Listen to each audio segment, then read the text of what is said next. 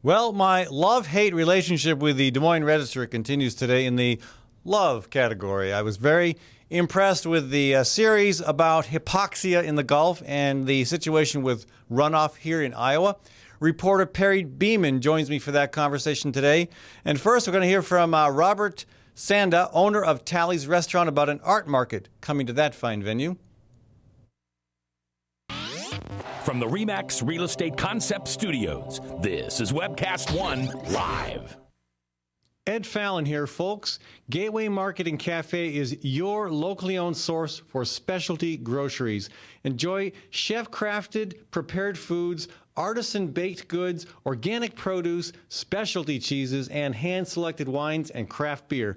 Visit the lively cafe for breakfast, lunch, or dinner 7 days a week. Gateway Market is centrally located on the corner of Martin Luther King Jr. Parkway and Woodland Ave. Stop by or visit www.gatewaymarket.com for more details. That's Gateway Market, folks. Good food, great community. This moment of silence brought to you by Tally's Restaurant Bar and Catering, home of Des Moines' premier rooftop dining experience. Located in the heart of Beaverdale, Tally's offers speedy and affordable rooftop lunch, catering for events both large and small, innovative cuisine, as well as vegetarian and gluten-free menus. Come to Tally's for live music, dry-aged steaks, Sunday brunch, and all-you-can-eat ribs every Monday night. Tally's Restaurant Bar and Catering at 2712 Beaver Avenue. Call 279-2067. That's 279-2067. Times are tough, and most people are just trying to make their cars last a little bit longer. That's why you should know about Sargent's Garage in Des Moines. You can trust Sargent's to make the right diagnosis and give you a fair price. Whether it's a routine oil change or a major repair, Sargent's always does outstanding work. So don't give up on that old car just yet. Call Sargent's Garage at 246-8149. That's 246-8149 for Sargent's Garage. Open Sesame is Des Moines' premier Lebanese cafe. This month, Open Sesame is offering an unbeatable lunch special on Monday and Tuesdays. Mention the Fallon Forum when you order anything on Open Sesame's delicious lunch menu and get the second item for half price. That's right, buy one, get one for half price. Open Sesame's pita wraps, salads, soup, and mouth-watering Mideastern specialties will have you and your dining partner coming back again and again. Open Sesame at 313 East Locust Street in Des Moines' historic East Village. From the RE/MAX Real Estate Concept Studios, this is Webcast One Live.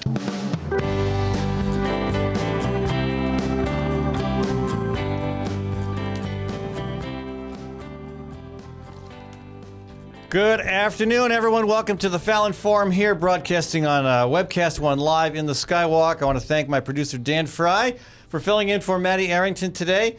And I want to thank Physicians for Social Responsibility for helping to sponsor this program. Also, the Iowa chapter of the Sierra Club. And also Tally's Restaurant Bar and Catering for being one of the great business supporters of this program. And before we talk with reporter Perry Beeman about the recent story in the Des Moines Register about nitrogen fertilizer and all, I want to welcome Robert Sanda to the program. Robert is the brains behind Tally's Restaurant. He's also a chef and has his chef outfit on. Always. Yeah, always. Yeah. You sleep with that thing on? No. No. All right, No. good to know. I sleep in the nude. Well, good to know. Put that on the right. Well, and your food is fantastic. Well, yeah, thank you. And now you're also doing art, apparently. Yeah, we are. We do a couple times a year. We do an art market. One of my servers is an artist herself, and she puts these things on. This one is on Monday, November 12th. Starts at 5 p.m., goes until question mark. She does a lot of cool jewelry, stuff like that. There's some different things one of my buddies does, animal bones and pelts and hides. Animal bones. Yep, there's going to be plenty of food. There's paintings, kind of like one artist from each different category. So not will it be paintings. all in different parts of the restaurant then? Yeah, Cool. we get it. Yep. Okay. So there's going to be different booths set up, and you can grab a bite to eat, grab some drinks. We're going to be doing some cocktail serving and stuff like that. So in my experience, that's a rather unique activity to turn basically your restaurant into an art market. Yeah, it's pretty cool. Yeah. And three of the artists are actually employees at the restaurant. And Jenny and then Haley and a third one. Who's Gina. Gina, Brown. okay, Yep. sure. She does these little crochet bows and stuff like that. sweaters, Crochet scarves. bows? Are you going to be wearing one in your hair? No, not me. Okay, Yeah, all right. yeah. Tally might. Tally. Yeah. By the way, just so folks know, Tally is Robert's daughter, after whom the restaurant is named. Yeah, 5 going on 16. I think she refused to eat there unless you named it after her, correct? Yeah, that's correct. Anyway. Yeah. Yeah. So it's it's again a great restaurant and a good event. I know some of the artists. Very impressed with their passion and their work, and hope people will stop by. Again, the date is. It's November 12th at 5 p.m. We also, before that, have a champagne cork shooting contest on November 8th. November 8th at 7 p.m. It's to benefit the Leukemia Lymphoma Society. You get Champagne cork shooting. Are you gonna bust some windows doing that? No, we're gonna go out in the alley. All right, good. And you get 2 bottles of champagne. You get to pop your cork. You get the best of 2. It's distance, so you're not hitting a target or a person or anything. So you get the best of 2 shots. First, second, and third place prizes. First place dinner for 4 at Tally's, and all the proceeds go to Leukemia Lymphoma. Okay, and you're a restaurateur. Is that the right word? A restaurant owner, a dude, Yeah. with a sense of humor as well, and with a wide range of interests. I know you're a classic chef. You do. You've come up with the recipes. I see you back in the kitchen cooking all the time. Oh, yeah. And you're also into a classic form of music, correct? That's correct. And let's play a brief track from your band. Yeah, Black Market Fetus. Google it.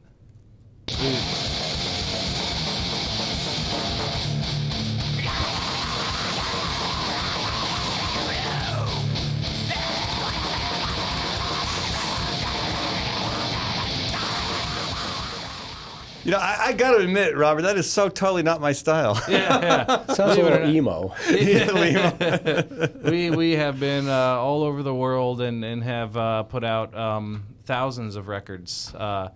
Actually, half of our sales are in Germany and Japan. Really? Yep. Most of our luck comes from outside of the Des Moines metro area, believe it or So not. do you make more money in the music business or the restaurant business? Anymore, it's a tough call. Really?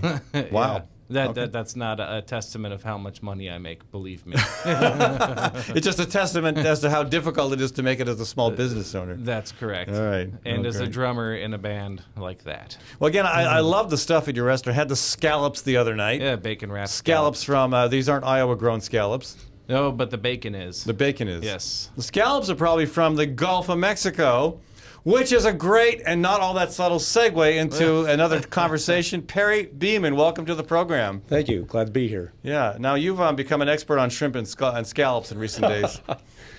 Yeah, something like that. I've been eating them for years. Yeah. And now you made a trip to Louisiana for this story, correct? I did. I was down for about a week in July, late July, to talk to the shrimpers. I wanted to talk to the commercial fishermen about this hypoxia issue, and perhaps listeners don't know what that is, but it's a byproduct of the runoff that comes down the Mississippi River, kind of a biological chain reaction that leaves an area of the Gulf with very low oxygen in the summertime, kind of late spring to early fall. Which we lovingly call the dead zone. A lot of people call it the dead zone. It's a little bit of a more approachable phrase than hypoxia, which is a scientific phrase. But And that dead zone has been as big as the entire state of New Jersey. New Jersey, Massachusetts have been some of the comparisons. Some years it's barely been there. Some years it's been kind of in the middle of that range. Yeah, I mean it's a problem. And again, I think maybe people have a hard time understanding why the size of it varies, but it tends to form. I mean, right now it's probably not as big of an area. I mean, I'm assuming that the area that was dead in the spring and summer because of the concentrated fertilizer runoff is repopulating with fish and plant life during the fall and winter. Is that correct? Right. What happens is the Mississippi River water, fresh water, comes across the Gulf and it sits on top, kind of like saran wrap. And then you get the algae. As the algae die and decompose, the decomposition is consuming oxygen. In the fall, generally, they have high winds down there and things get stirred up, and therefore you get the air back in. This year's dead zone was actually the 4th smallest since the annual measurement started in 1985. Probably because of the drought. Exactly. Yeah, okay. Just wasn't as much water. Originally, the scientists thought they might not see any dead zone because there was so little water coming out of the Mississippi. They wondered if the lid would go on the system, so to speak. But they ended up with a somewhat disjointed dead zone and that was on the small side, much smaller than last year or the year before. 1993 and 2008, two big flood years in the Mississippi Valley, the dead zones were on the record side. Okay, so again, I mean, Iowa is being targeted in terms of criticism as a place that is in a big way responsible for the formation of this dead zone. And I mean, I commend the Register again for investing so much of your time and its resources into studying this a bit more. And I imagine that I don't know whether you've got any pushback for the story, but I know in my point of view, even though I'm very empathetic with those who are trying to limit nitrogen runoff into the river, I think you presented a fairly balanced case. I don't know whether you've had much response from readers or interest groups. Well, the response has basically been positive and more just along the lines of people were appreciative that we took a large look at this. I've been covering the issue for probably about 25 years now. The thing that I had not been able to do was actually get down to Louisiana to talk to the people there who are affected. And, I mean, the commercial fishermen have several things that are working against them right now. The dead zone is still an issue. The BP oil spill was a big issue, and diesel prices have gone through the roof down there. So they're kind of struggling, and a lot of people are getting out of the business. The BP oil spill has kind of fallen off the radar. Is that still an issue from the point of view of those folks trying to make a living in Louisiana? You know, the same scientists who were studying the dead zone got a contract to study the environmental damage done by that oil spill. And I think the scientific question is still out on how much it really affected commercial fisheries. There's some people who think that the oil did less damage than the dispersants as far as actual fish damage, but I don't think they really have an answer. The other big element of the BP oil spill is, of course, there is the anticipation of the payments that will come from the legal system on this, and people are struggling enough down there that they're really anticipating those payments. It may keep some people in the business. Folks, we're talking with Perry Beeman today on the Fallon Forum. Perry is a reporter with the Des Moines Register. Been there since God was knee-high to a grasshopper, I think, right? What, 1981. 1981. 31 years. That's right. That's longevity. And you've seen a few changes in your time. But he's been an environmental reporter for a long time. And the story that he wrote recently regarding nitrogen runoff and the hypoxia situation, the dead zone in the Gulf, has garnered some interest, as it should. So we're talking about that. And you are welcome to call in and join the conversation at 515-244-0077 if you're calling locally. Long distance, it's 855-244-0077. And you can always email me at fallonforum@gmail.com. So right now we have, obviously Iowa is very, very dependent upon agriculture, becoming a more urban state, but agriculture is still the big industry in this state. Even agriculture itself is becoming more diverse. You see, a growing kind of gulf between the more conventional crop and livestock agricultural operations, which are very sizable, and the dominant element of our economic benefit from agriculture. But then you see a growing movement toward small farms, toward local food production, toward more sustainable and diverse types of agricultural production.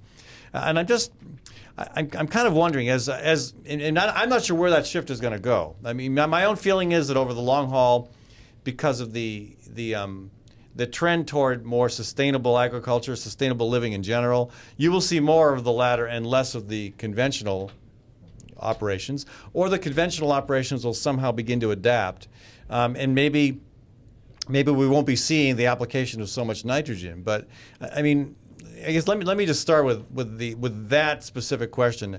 Nitrogen application is regarded as a big part of the problem. Correct. And is that In your research, and maybe you don't know the answer to this, but has the use of nitrogen been growing in recent years or stabilized, declining? What is the status of its application here in Iowa? The interesting part about that is if you look at commercial nitrogen applications, they're up like 6 times since the say the 60s, but in the last 20 years they have kind of varied from year to year, kind of following the number of corn acres. So it's somewhat flat, but trending up a little bit because, first of all, the latest hybrids use more nitrogen, so they need. That's what I was wondering. Yeah, hybrids. So more recent hybrids use more nitrogen than ones that were popular previously. What about GMO corn? Is that a heavy user of nitrogen as well? I guess I can't answer that specifically, but I think it's probably similar to the conventional. It's just that the hybrids have gotten to the point where they produce more corn. The plants there are more plants per acre, and so there has been that pressure to use more nitrogen. I think the interesting thing about the series is that Iowa State University, which is looking into how to address this problem, has said that we really don't have very good data on fertilizer applications, and that would help a lot for them to measure what conservation practices would help the most. But we have even less data on manure applications than we do on commercial anhydrous. And is that by design? Do we simply not want to know how much nitrogen and the other question, how much manure are being applied to Iowa's fields? I mean, we know how much nitrogen gets sold in the U.S., but I think it's the detail farm by farm because the land varies, and this is what the farmer's point is. It's hard to have a one-size-fits-all regulation, for example, if we had them, because the water table's different, the slope is different, people's cropping strategies are different, so things vary. The manure applications, DNR knows what's being put down. The rest of us don't because the state panel in charge of environmental protection voted to make those records secret. Now, how can they get away with that? I mean, more and more. I mean, I know this is something the Register is hot about as well. Is open government, and we see more and more closed government. I talked about it yesterday regarding the Department of Corrections not telling people where they're moving inmates to. We see it in the decision. In today's paper about Project X, the next fertilizer plant that now has at least 70-something million in taxpayer subsidies, and we saw it with the $251 million package of subsidies going to an Egyptian fertilizer company. More and more secrecy. I mean, now this is news to me, but you're telling me the DNR knows how much nitrogen is being applied, but refuses to tell the public. Well, they know what the DNR has is records. So the state requires manure management plans of large-scale livestock operations. And what happened was they initially made secret the records of commercial applicators, thinking it was kind of trade secret, private business information. They then came back and decided it wouldn't be fair to make individual farmers report that same information, so they made it all secret. I mean, I think we know in the aggregate how much commercial fertilizer is being used, but we don't know exactly where and at what rates because that's not reported. These are things that farmers actually are recording themselves with their GPS systems and things, so it may be someday we can get at that. But one of the points I'm making is that on the dead zone, if you want to know exactly how much nitrogen was going down the river from the application standpoint, I don't know that we have very good information on manure. And a lot of farmers are replacing their anhydrous. They're trying to use as much manure as possible because it saves them on anhydrous ammonia. And what is the effect, though, of manure applications on the hypoxia problem in the Gulf? Is it similar? It is one of the inputs. It is one of the larger sources. Although I think it probably migrates less readily than the anhydrous because you do disc in the manure and it may bind with the soil some. Problem with nitrogen is it's very water soluble. Phosphorus is an issue, so basically this is what the situation is. Our Iowa lakes are green. They're green because of phosphorus. Right. Phosphorus ties the soil. Nitrogen is what is disrupting the Gulf, and that is so water soluble that if it's under that corn plant, it's going to wash away. Folks, we got to run to a short break here. I want to thank Perry Beeman for joining us. We will continue the conversation, and this is a good opportunity to talk with somebody who has, you're not a scientist, you don't have an opinion, but you dig into this stuff. You actually went to Louisiana, spent some time there, have written extensively about the issue. He knows a thing or two about the issue, and whether you agree or disagree with my point of view, you're welcome to call in and discuss the problem, because, yeah, it is a problem. Maybe not from our point of view here, but from folks down in the Gulf and from folks like Robert Sanda with Tally's Restaurant, who happens to like shrimp and scallops, among other things. Yes, yeah, I indeed do. So this is, since I've thanked you for sponsoring this segment of the program. I just a real quick plug for what's going on at Tally's this weekend. This weekend? Yeah, not the art, food wise. Oh. Hickory smoked Iowa prime rib. Really? Where's it from? Friday, Saturday, I don't know, somewhere in Iowa. Yeah, I have to do some more digging on that one. Can't keep track of it all. Dry aged steaks from Brewer's Meats downtown. They do all of our beef dry aged. It's all, if not Iowa, then Midwest. No Canada, Mexico, California. And you finished incredibly high in the steak contest. I did. I got 5th place. Out of how many restaurants? I think it started with 85. Really? Yeah.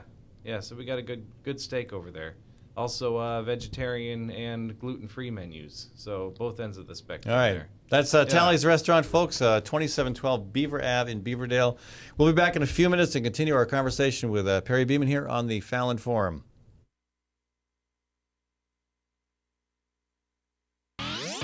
From the RE/MAX Real Estate Concept Studios, this is Webcast One Live.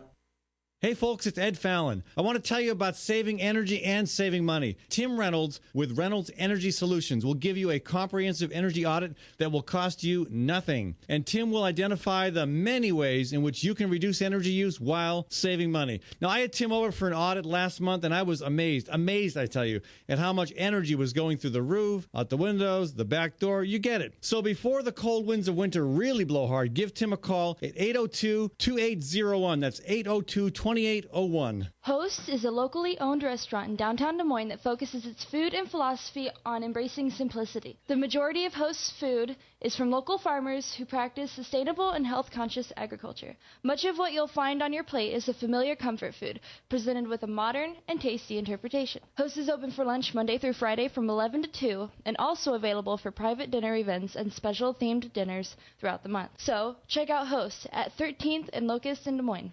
With warm weather finally here, it's time to think about upgrading the efficiency of your furnace and air conditioner. Leonard Tinker Heating and Cooling has provided honest, competent service for over 20 years. Whether it's your home or business, for repair work or to install a more energy-efficient furnace or air conditioner, call Leonard Tinker at 263-0422. That's 263-0422. For honest, competent heating and cooling service, call Leonard Tinker at 263-0422. Wow, some wedding. Yeah, I've never seen a bride in coveralls. Right, and skipping down the aisle to accordion music. Not to mention the reception. That wedding cake was a freaking fruitcake. It's your wedding. Don't leave anything to chance. Diana's Wedding Cakes. Using only the finest, freshest ingredients with free on-time delivery and setup. Choose one of Diana's custom designs or create your own. Call Diana's Wedding Cakes, 641-275-9279. That's 641-275-9279. Well, hi, I'm Rob Spearman. I'm a broker-owner of RE/MAX Real Estate Concepts in Des Moines, Iowa. Give us a call if you're looking at buying or selling a home, or if you're having trouble on your mortgage payments or looking to purchase foreclosures. We have the agents to help you, experienced, outstanding agents. Our office number is 515-276-2872. Or if you'd like to look at homes, go to our website, homeconnectusa.com.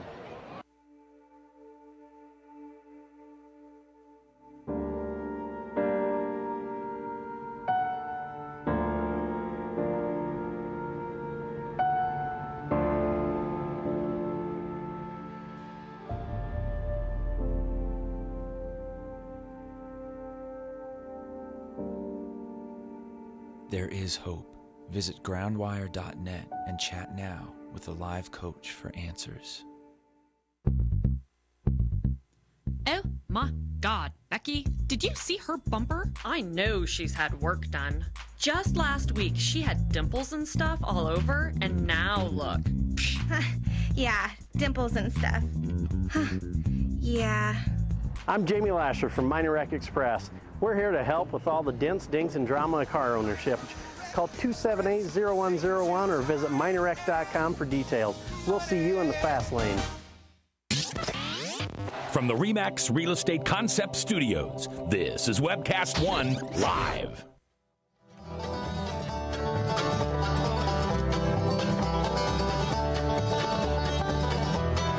Welcome back to the conversation here on the Fallon Forum. You're welcome to join our Gab at 244-0077, talking with Perry Beeman. I got Robert Sanda in the studio as well. Robert, you're getting some love mail here. Let's see. I'm used to it. You're used to it? Oh, yeah. And nobody's complaining about your cooking yet. No. At least not that anybody who's eaten there. But this is the worst music I've ever heard. Nice. Well, sounds like a real wimp to me. Anyway, I got a tattoo in a place that played that kind of noise, and it was the worst experience ever. So how does that make you feel? I like it. You like that? Okay. Yeah. Unlike the restaurant, bad publicity for a band like that is a very good thing. Yeah. You wanna come into you want to have on your roster, we're not allowed to play these places, and these guys hate our music and stuff like that. No, I got to admit, I'm more of a fan of the Mr. Baber's Neighbors, the little bluegrass stuff we had just coming back in there. That's my style. I mentioned I started it as a classic blues drummer, jazz and blues and fusion and stuff like that.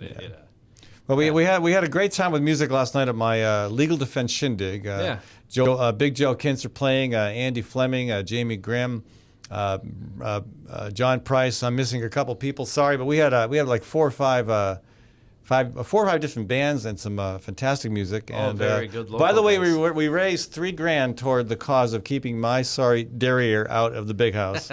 And thank you for contributing a meal, which somebody did purchase. Yeah, you should read my email that I sent you about that. Well, all right. I'm a little behind. I'm catching up on emails, so I will. Anyway, yeah, I need to get over there, if not before Thanksgiving, at least for Thanksgiving. Yeah, Thanksgiving we're open. Thanksgiving carving. Got turkey, lamb, and ham. We're going to have some vegetarian, vegan, gluten-free options, and then just all the fixings on down the road. I don't want to call it a buffet. It's more of a carving. But champagne specials. We do Thanksgiving to go. All right. So you come pick up a whole Thanksgiving meal if it's for one person or if it's for 50 people. And what about for vegetarians and vegans? Vegetarians, we're either doing roasted portobello mushroom or tofurkey. Tofurkey. Yes, sir. Cute. Yeah. Okay. It's actually pretty good. All right. Yeah. All right. Anyway, tofurkey, that doesn't live in the Gulf, does it, Perry? No, I don't think so, but All We right. got this whole Probably made out of some of the same stuff you're using, though. There we Who go. knows? Well, listen, I don't want to leave the music conversation before I mention that I'm playing in a group called Timberline Brass, which is a brass quintet. I play trumpet, so I'll just sneak that in there. Oh, cool. It doesn't sound exactly like either one of those clips. Do you need a drummer? But at times we do. But usually it's just the five of us fending for ourselves, a little classical, jazz, pop, the whole thing. So it's a lot of fun. All right. Well, what's not fun is hypoxia. Okay, that's an awkward segue. But anyway, I mean, I do want to talk more about solutions here, but I fear we're going in the wrong direction. And maybe this is not something you're able to have an opinion about, but I don't even open today's paper. The above the fold headline is Iowa lands $1.7 billion fertilizer plant.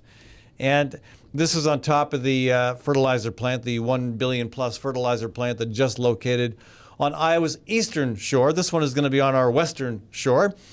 And they're both pulling in fantastic amounts of public money.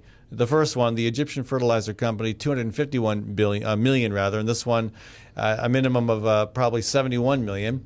And what I'm thinking relevant to this conversation is, what part don't we get? I mean, one of the quotes in this article, and this was not something you wrote, of course, Perry, but the two plants will replace imported fertilizer and meet increasing demand from corn producers. So we've got increasing demand from corn producers. we're producing more nitrogen fertilizer. How is this problem not going to continue to get worse? Well, so it's a complicated issue because the environment is complicated. But I was interested in the comment that demand is increasing because of agricultural sources. Will talk about the fact that they're growing more corn with less fertilizer. But I think demand is increasing because, when we haven't really mentioned it, the pressure to grow corn is both on the biofuel side and the normal corn sweeteners and other market side. So the demand for corn is up. The conservation reserve acres are down, probably going to keep going down because the Farm Bill proposals would cut the CRP. So the likelihood is we will have more corn acres. Earlier you talked about, we can talk about kind of elements of this from the Iowa side. You mentioned earlier the diversification of agriculture and the fact that there are some people looking at other crops and organics. But almost universally, my sources told me that the reason that we have this situation is because the federal farm programs directly promote a corn-soybean rotation, or now even corn on corn. Right, and they heavily subsidize those commodity crops. They do. And so, a farmer who's made an investment in equipment and land wants the best return. And right now for them, that's corn, sometimes continuous corn, which actually leaks more nitrogen than corn-soybean rotation. Yeah. So, I think demand is coming up. Iowa and Illinois, we alluded a little bit to this. Iowa and Illinois are the two biggest sources of nitrogen in the Gulf. That's mainly in agriculture. Agriculture accounts for 70% of the load in the Gulf. The farmers don't like to take all the blame, and they shouldn't get it. They talk about the city, but the combined urban sources, mainly sewage treatment plants, account for about 9%. So it is mostly an ag problem. The majority of the problem is coming from ag, and that's where we'd have to look for solutions. So ag, 70% of the problem. City sewer treatment plants, another 9%. What's the remainder? You get some natural sources, and the 70% I think includes manure applications, but obviously, you would have some waste on landscape and some natural decay of plant matter and things of that sort. Some actually atmospheric deposition, but the two biggest sources are really agriculture and sewage treatment plants and other urban sources. Obviously, you get a little bit off of golf courses, our yards, but those inputs are. So how realistic is it, in your impression from what you've studied, how realistic is it to expect farmers to be able to do what they need to do to make a living, to produce a crop, and cut back on nitrogen? Well, this is where it's a really fascinating issue, because farmers say, and I don't blame them, that there's not a lot of evidence that if they cut the goal is for them to cut the runoff by 45% by 2015. Their point is that there's not a lot of evidence that if they do that, or even if they cut it to zero, that the Gulf would improve dramatically over time. How can they say that if 70% of the problem is from agriculture? Well, the issue is what's in the landscape that still is coming through. Eventually, it probably would improve some, but the point is you have all this underground storage of, you have some store of the nitrogen underground and in the system. That keeps coming up as you till. And Iowa State can tell you how much, there are various practices that will reduce nitrate runoff anywhere from, say, 40% to 90%, especially if you combine practices. But the research in the Gulf on what that means directly in the Gulf is something that's still kind of coming up and maybe not so clear. Okay, but back to your point, the farmers argue that even if they cut the nitrogen application to zero, there would still be the release into the groundwater because of what's stored in the soil. But that's not going to last for too long, and certainly it's going to decrease over time. I'm not sure, and I don't think they are either. I think the point is that they want to guard against disrupting agriculture, which is a hugely important business in this country, and certainly in Iowa. They don't want to spend too much money addressing a problem without some evidence that the results are going to be there. And so, but I think that long term, one of the solutions is to look at ways to reduce fertilizer applications, because if it's not there in the first place, it can't wash down with the rain. Okay, and there is definitely research on how to grow corn with less fertilizer. Maybe we'll have some breakthroughs on that count. But I mean, now we're compounding the problem, because not only is agriculture, not only are farmers interested in, maximizing production and thus supplying whatever nitrogen they need to do that, but you've got 2 new fertilizer plants in Iowa, huge operations with more than $1 billion invested in building each, with huge taxpayer subsidies in each. I mean, really not a lot of employees. We're talking 165 at one facility, 100 at the other, but the problem becomes more politically unsolvable because of the commitment the state is making to furthering our investment in this kind of fertilizer production. So I'm not feeling very positive today about how we're going to get ourselves out of this mess. I mean, at some point is some modern version of Andrew Jackson going to assemble troops down in Louisiana and march up the Mississippi River instead of the other direction, and tell us up here in the northern country that we've got to stop messing up their way of life, their environment. I mean, at some point this is a conflict, because everything you said about agriculture here and farmers not wanting to damage their way of life, not wanting to ruin their ability to earn a living, that applies exactly to so many people down in Louisiana who don't have a say in our decisions, but maybe they should. Well, the interesting thing is that the people in Louisiana don't seem to want to blame the farmer. I mean, they know the farmers have a role, but they almost to a person said they don't want regulations or things that would hurt the farmers, because that's another important industry, and they acknowledge that. But they do say that they hope that we can tailor our fertilizer applications, and we haven't really talked about it, but of course you have GPS now, you have a lot of high-tech ways to do that, so that you don't uniformly apply X pounds of nitrogen per acre. You tailor it to which part of your field really needs it. But, and we also haven't talked about the regulation question. As you saw in the series, basically there's almost no one who thinks that we'll see the states regulate exactly how much fertilizer farmers can put on a field. Politically, it's dead on arrival. No one thinks it's going to happen. So then you look at the voluntary programs. Struggle seems to be in Congress on how much money can be spent on that sort of thing when they're trying to cut the deficit.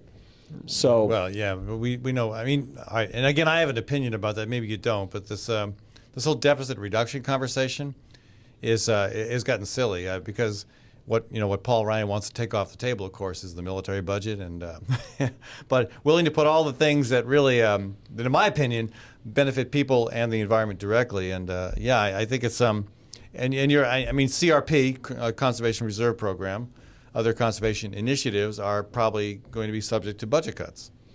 Well, yes, and CRP certainly looks like it, and that's a serious matter both for pheasant hunting, for water quality in Iowa, for water quality in the Gulf.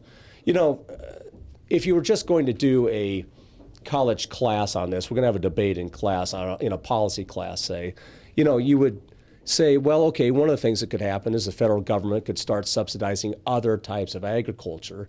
Iowa State's looking at like a 4-year rotation. It used to be a lot of people did, say, soybean, corn, hay rotations. There's some thought that maybe even do a four-year rotation, and the idea is the rest of the soil, get some nitrogen in there. Soybeans, of course, send nitrogen from the air into the soil. Right. They don't take it up as much. But so a lot of this is what the federal government is promoting. At the same time, we seem to have trouble getting enough money, even for these voluntary programs.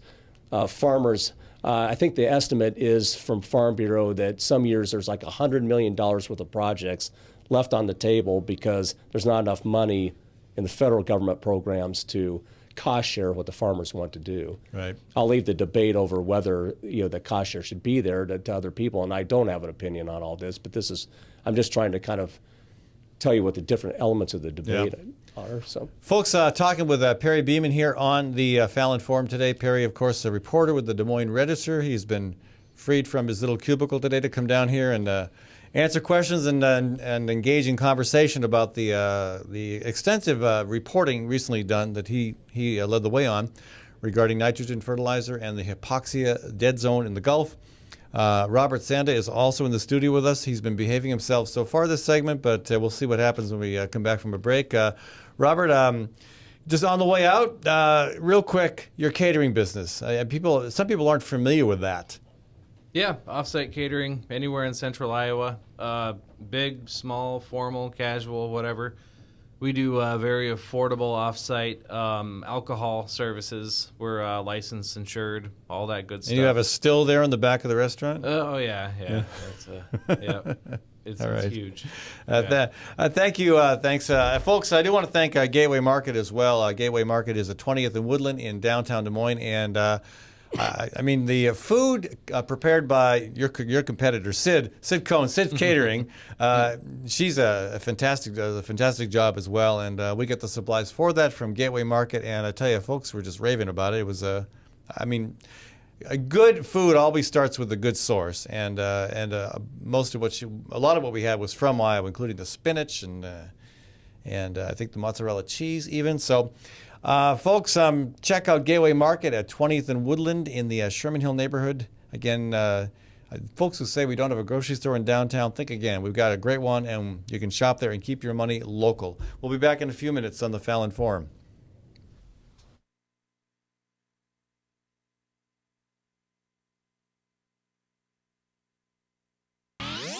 From the RE/MAX Real Estate Concept Studios, this is Webcast One Live.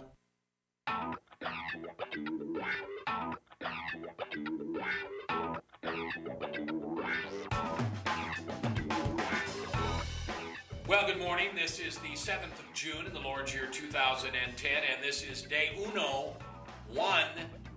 of WebcastOneLive.com. We will begin with Max World Live with my special guest, Tom Coates. In just a minute, there's Tom. Wait, howdy. And we will be live for the very first time on Webcast One Live.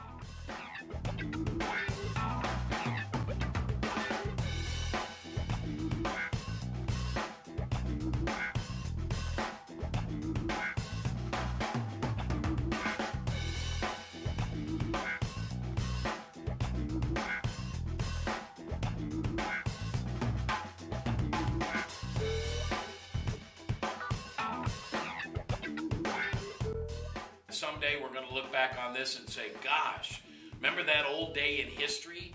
Wonder where Walter Cronkite was. He must have been around hanging there too. But actually, it's the beginning of Webcast One Live. And thank you for listening. Thanks, Rob Spearman, and everybody who's put together this project together. And we're ready to go live now. So thanks for listening to MaxWorldLive.com.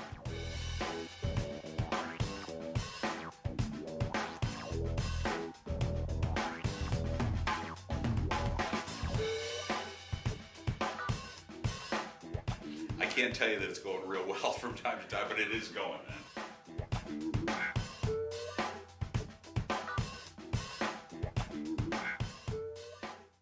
Hi, folks. It's Ed Fallon here. Proof Restaurant at 13th and Locust. You've probably been there for their award-winning, nationally recognized lunch specials. Well, now Proof is open Thursdays and Fridays for supper. And here's where the chefs really get creative. Let me tell you, they're like artists, okay? I've been there, and it is one of the best meals I have had in Des Moines. I've heard that from other people. You got to check it out. Proof for supper, Thursdays and Fridays, and also the second Saturday of the month. Do not assume you can get in. Make reservations. Contact Proof Restaurant online at proofrestaurant.com or 244-0655. That's 244-0655. Hi, folks. Ed Fallon here. When it is time to entertain, think of Gateway Market. Let them handle the details. Gateway offers a wide variety of stress-free options like cut-to-order cheese and charcuterie. There's a delicious olive bar and a wide variety of chef-prepared dips and spreads. Or let the catering team take care of the entire event, right down to the wine and beer pairings. The expert floral designers can even customize the perfect centerpieces. So stop by or visit Gateway Market for more information. Gateway is at Woodland and ML King in downtown Des Moines. Good food, great entertaining. Nestled in the heart of downtown, Ritual Cafe is one of Des Moines' most unique places, offering a wide variety of coffee and tea. Ritual Cafe also serves the only all-vegetarian menu in town. And Ritual Cafe is a cultural hub for artists and musicians, with a performance stage hosting local, national, and international talent. Make Ritual Cafe a part of your daily ritual. On 13th Street between Locust and Grand in downtown Des Moines. And check out ritualcafe.com. I love driving to Newton to see the races. Me too, but I only have to drive across town. You live in Newton? Yep, Newton's got small town charm and it's close to Des Moines. I love the safe, friendly neighborhoods and family-owned businesses. And Newton's wind energy industry is really taking off. How'd you find your home? Dan Kelly with First Choice Realty. And Dan helped me find my office too. Next time, instead of just speeding by, I'll stop in and check out Newton. Why don't you check out Newton? Call Dan Kelly at 641-521-9260 or Dan Kelly at mchsi.com. From the RE/MAX Real Estate Concept Studios, this is Webcast One Live.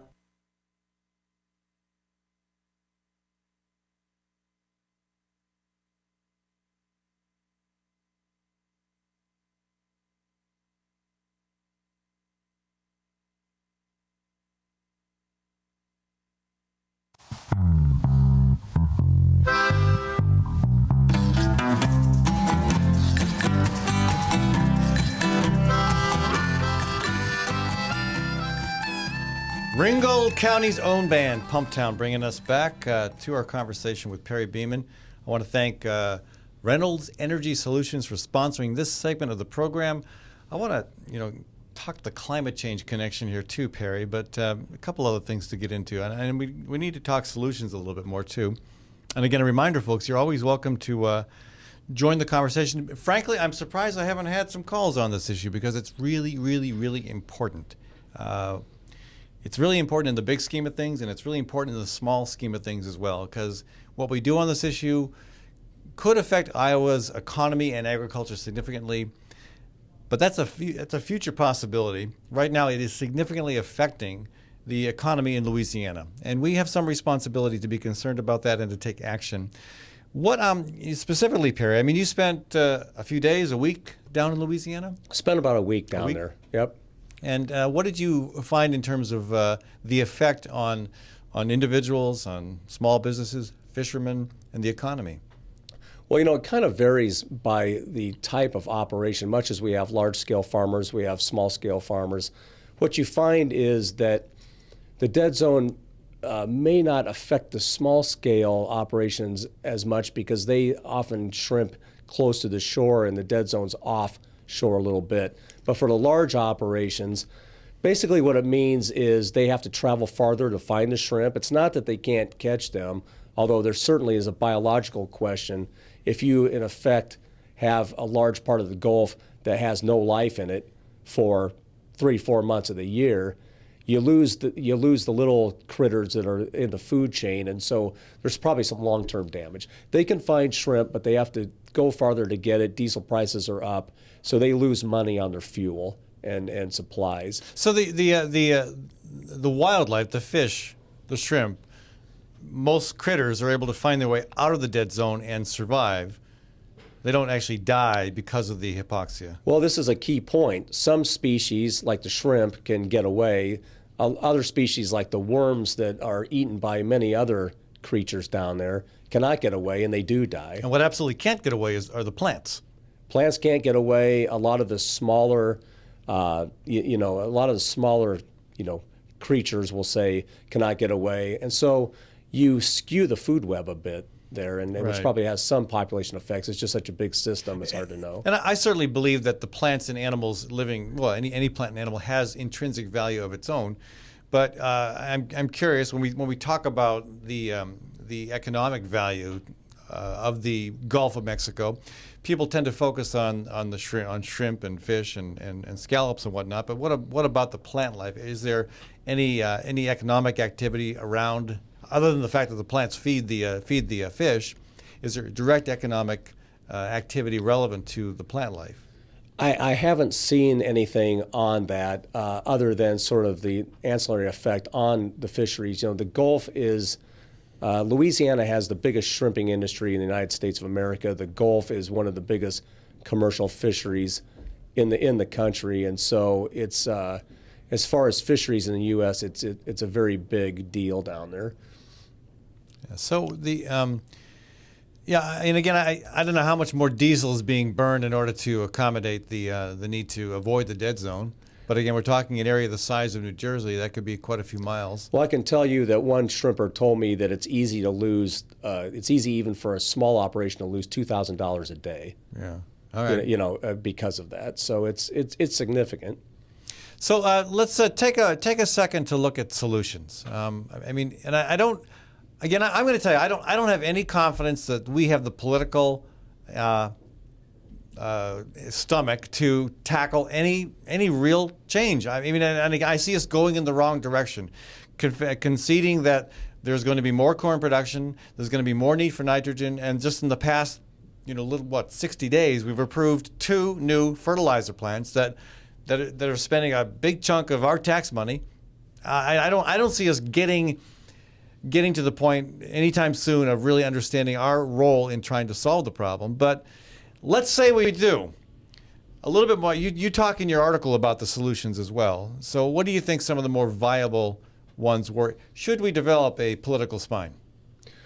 Well, I'll leave that to you and the other political debaters on, I guess, whether we should develop the spine. But I do think, again, some university analysts would say that one solution here would be to change the federal farm program so it doesn't necessarily push people almost universally towards corn and soybeans.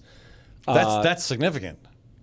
That's more than just a spine. That's right. I mean that, but I mean that's I think your intro there alluded to sort of the facts of life, I guess, that a lot of people look at this and think that it will be hard for anyone to change what we have because we've had decades upon decades of this type of agriculture, and we're kind of improving that type of agriculture, but not doing a lot. You mentioned the organic farming; it's growing. It's still a very small percentage of what happens out there. So I think there's a lot of focus on how to improve the conventional crop agriculture that we have now in ways that might address this. One of those is planting a cover crop like, say, rye in the winter. Which I did in my garden this year. There you go. But that's only 600 square feet. So. I'm told you can even drop these seeds out of a crop duster or a helicopter before you take your corn out, and then the harvest, I guess, helps incorporate this, and then you get this rye in the winter.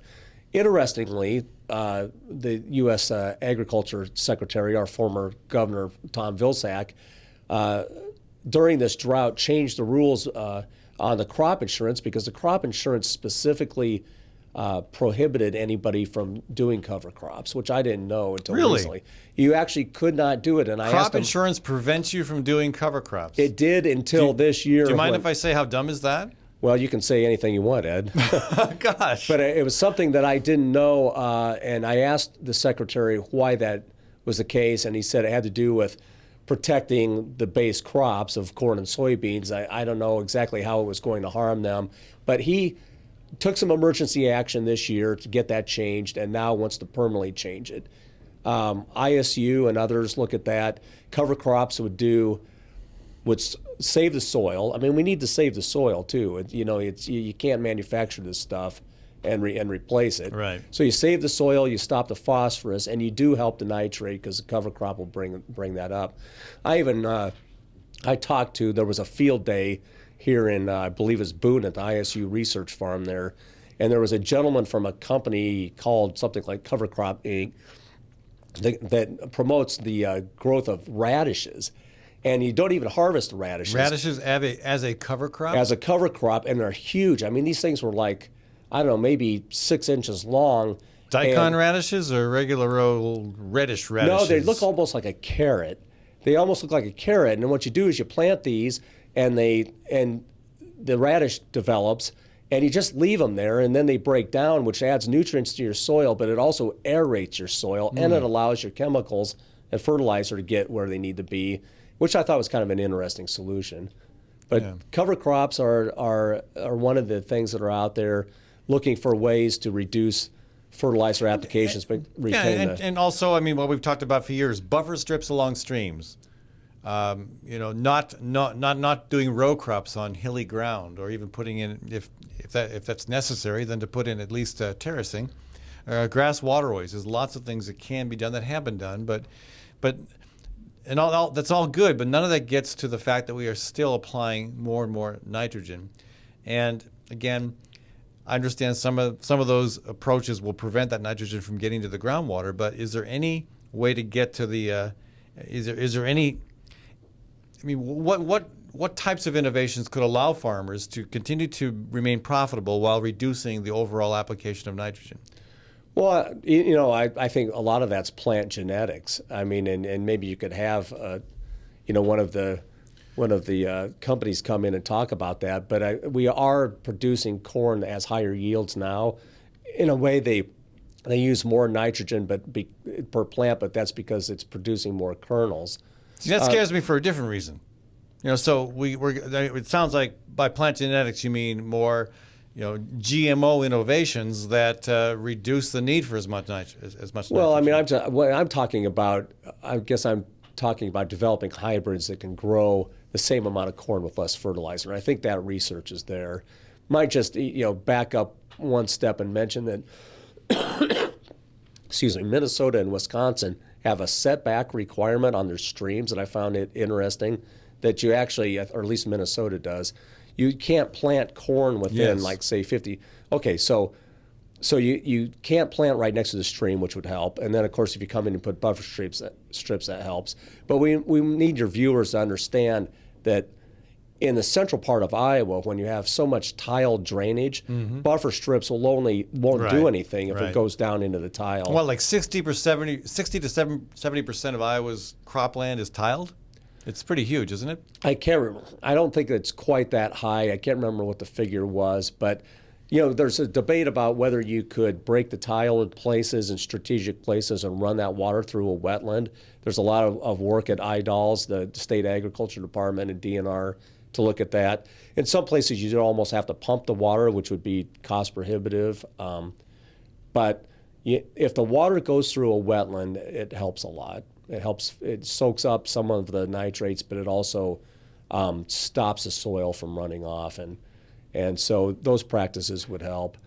So you have a kind of a combination. ISU is looking at research that if you use 3 or 4 of these techniques, like a cover crop and a buffer strip and no-till, pretty soon you're down 90% on your nitrate runoff, which would be huge. So that's those 3 approaches right there are enough to reduce nitrogen runoff by about 90%, you're saying? I think they looked at 3 or 4 practices, and I know those are 3 of them that were on the top of the list. And you can combine different types of practices. Again, it's no-till, it's field borders, contours in your field. Basically, you get some grass there on the landscape in the right places. You hold your soil with the corn stubble.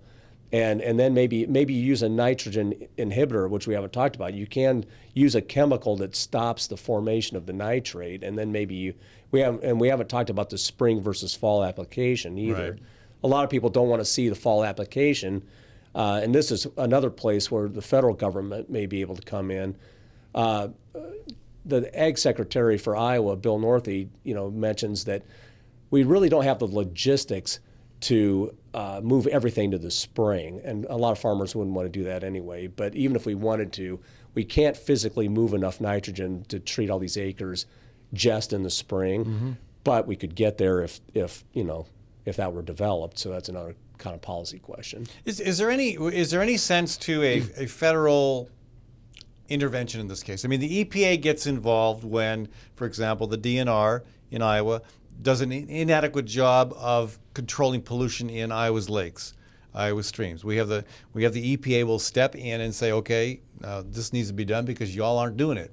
Is there any sense in the federal government saying, hey, this needs to be done to protect the commercial activity in the Gulf? You aren't doing it, so we're going to step in and say, okay, it's time to take these actions. It's time to put in these conservation practices. It's time to find ways of reducing nitrogen. Is there any talk about the federal government intervening because one state is not willing to do what needs to be done to protect another state's interests? Well, the fascinating part about this is that the Clean Water Act basically exempts crop fertilizer inputs. EPA is in here right now talking to DNR about the regulation of sewage treatment plants and large-scale livestock operations, which are, subject to the federal discharge permits, but a cornfield isn't. So one of the things that would probably have to happen is Congress would probably have to pass some new type of law that actually included grain.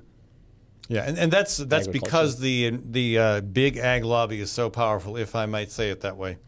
You can say that if you want. I can, but you can't, right? Well, okay. I mean, I think it's, it's just the way that shook out, and right now, there's EPA is pressuring the states to come up with nitrogen and phosphorus standards, but I think a lot of people don't realize that those actually would have more to do with our water treatment plants than they would grain agriculture. Perry, thanks so much for joining us, folks. Perry Beeman with the Des Moines Register. It's been a delight having you on the show. Again, I commend you on your research. I want to thank, even though I'm always fighting with the Gannett paper, I appreciate their investment of time and energy into this story. I think it's an important one. I think you were fair and balanced. I appreciate being here, and as you can see, I read the entire article, highlighted it, circled things. You've highlighted all sorts of stuff, and like I said earlier, I mean, you and my mother really just combed over this. And maybe an editor. The editor's combed over it. All right. Yeah, that's for sure. Thank you. Well, again, thank you so much for joining us, folks. I want to thank Reynolds Energy Solutions, too, for sponsoring this segment of the program. You ought to get your energy audit done before it gets too cold, because Tim Reynolds will find things that you can do in your home to save you money and to make you feel a lot better about your impact on the environment, because you are almost certainly, even if you're doing a good job, you're almost certainly wasting energy somewhere. The audit is free, and that's a good deal. Sometimes the work Tim identifies that you could do comes with a rebate as well. So again, get the energy audit done for free. Decide where to go from there. But give him a call today. Tim Reynolds at 802-2801, 802-2801. Again, I want to thank everybody who participated in the Legal Defense Shindig last night.